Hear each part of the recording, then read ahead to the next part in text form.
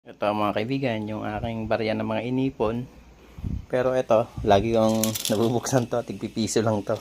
Konti lang siya. Tapos ito yung mga isang taon kong inipon ng mga barya habang may mga pansukli ako. Iniipon ko yan. Nilalagay ko rito kada uwi ko pag may barya ako. 5 piso, 10, 20. Kaya ngayon mga kaibigan, titingnan natin kung magkano yung naipon ko sa loob ng isang taon maigit. Inipon mga lods. Yung una kasing ipon ko, pinampagamot ko sa nanay ko noon, pinandagdag ko. Pambili ng gamot niya. Mabalik-balik kasi sa ospital nanay ko, kaya ito. Okay mga kaibigan, ito na. Punong-puno rin mga kaibigan, mga lods. Ayan o, punong-puno na siya. Tingnan natin maya kung magkano yan.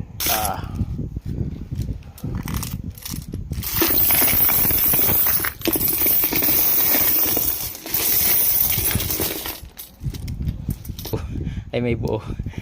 Yan mga kaibigan, yung aking naipon sa loob ng isang taon. Mamaya bibilangan na po natin kaibigan yung aking naipon sa loob ng isang taon, may isang taon. Tapos eto, may naipon po pala rito. Ito, may 1,000 na akong nabalot.